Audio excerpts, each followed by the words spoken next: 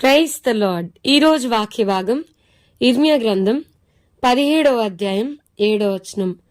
యెహోవాను నమ్ముకునివాడు ధన్యుడు, యెహోవా వానికి ఆశ్రయముగా ఉండును. ఈరోజు ఈ వాక్య భాగం ద్వారా దేవుడు మనతో మాట్లాడుతూ ఉన్నారు. ఈ ఇర్మియా గ్రంథం 17వ అధ్యాయం 7వ వచనం గనుక మనం చూస్తే, యెహోవాను నమ్ముకునివాడు ధన్యుడు, యెహోవా వానికి ఆశ్రయముగా ఉండును. మరి ఈ 17వ అధ్యాయంలో 5వ వచనం నుంచి ఇర్మియా ప్రవక్త చాలా విషయాలు రాస్తూ వచ్చాడు. నరులను ఆశ్రయించి శరీరులను తనకు ఆధారంగా చేసుకొనుచు తన హృదయమును యెహోవా మీద నుండి తొలగించుకొనివాడు శాపగ్రస్తుడు అన్నాడు. వాడు ఎలా ఉంటాడంటే ఎడారిలోని ఆరుహ వృక్షం వల్లే ఉంటాడు. మేలు వచ్చినప్పుడు అది వానికి కనబడదు. వాడు అడవిలో కాలిన నేల ఎందును నిర్జనమైన చవిటి భూమి ఎందును నివసించును. చాలాసార్లు మనం ఎవరిని చూసి బలం తెచ్చుకుంటాం, ఎవరిని చూసి ధైర్యం తెచ్చుకుంటాం, ఎవరిని బట్టి అతిశయపడతాం, ఎవరిని ఆధారం చేసుకుంటామంటే శరీరాలను. వాక్యం చాలా స్పెసిఫిక్గా చెప్తుంది. వీళ్ళు మనుషులు ఇన్వాల్వ్ అయితే ఈ పనులు అయిపోతాయిలే, వాళ్ళు నా తరపున మాట్లాడితే ఈ కార్యం జరిగిపోయిద్దిలే, నా కోసం కొంచెం మంచిగా చెప్తే ఇది ముందుకు వెళ్ళిపోయిద్దిలే, ఫర్దర్గా ప్రొసీడ్ అయిపోయిద్దిలే అని మనుషుల మీద మనం డిపెండ్ అవ్వద్దు. వాక్యం చాలా స్పెసిఫిక్గా చెప్తుంది, మనుషులను నమ్ముకుంటే కంటే యెహోవాను ఆశ్రయించటం మేలు, రాజులను నమ్ముకుంటే కంటే యెహోవాను ఆశ్రయించటం మేలు.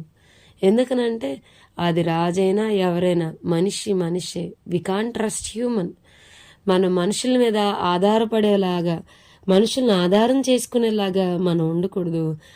ఎప్పుడైతే మనం మనుషులను ఆధారం చేసుకున్నామో బైబిల్ చాలా స్పెసిఫిక్గా చెప్తుంది, తన హృదయమును యెహోవా మీద నుండి తొలగించుకునేవాడు శాపగ్రస్తుడు. When we depend on human, మనుషుల మీద మనం ఎప్పుడైతే ఆధారపడతామో మన హృదయం దేవుని మీద నుండి మనం తొలగించుకుంటున్నామని వాక్యం చాలా స్పెసిఫిక్గా చెప్తుంది. నీకు ఏ పని జరగాలి, ఏదన్నా కార్యం జరగాల, థింగ్స్ డిలే అయిపోతున్నాయా, దేవుని మీద ఆధారపడు, దేవుని వైపే చూడు.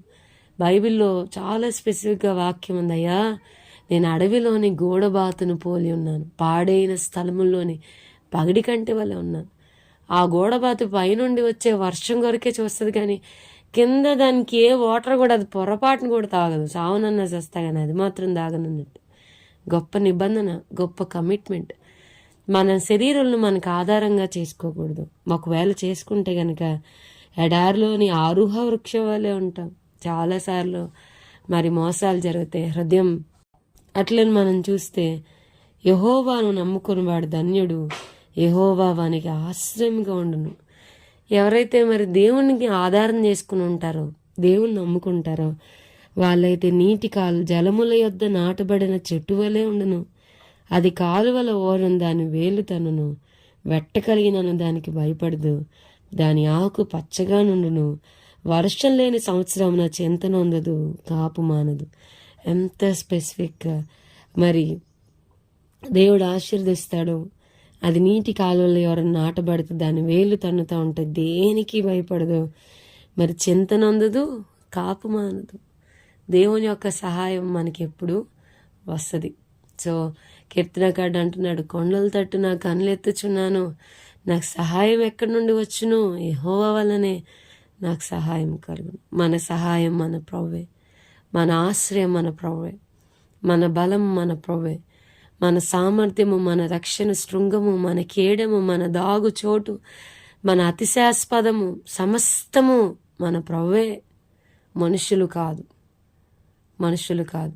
భూమి మీద నమ్మదగిన మనుషులు లేరు, మన ప్రభువు నమ్మదగినవాడు.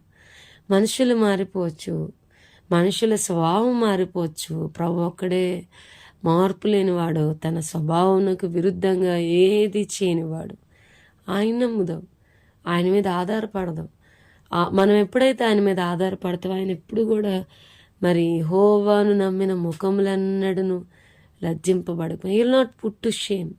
ఆయన మనల్ని సిగ్గుకరమైన పరిస్థితులు కూడా ఆయన మనల్ని ఎప్పటికీ నడిపించడు.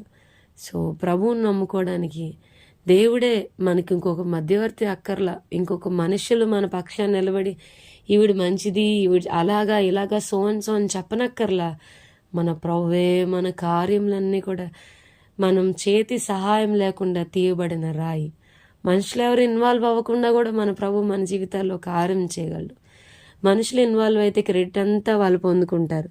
మేమే చేసాం, మా వల్లే జరిగింది, మేమే అంతా అని చెప్పుకుంటారు. చేతి సహాయం లేకుండా తీయబడిన రాయి.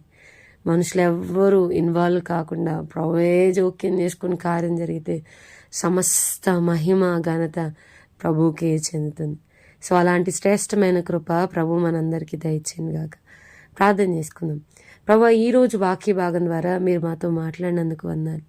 వాక్యమైన మా ప్రియులైన వారిని అందరినీ దీవించి ఆశీర్వదించమని యేసు నామమున అడిగి వేడుకొంచున్నాం తండ్రి. ఆమెన్.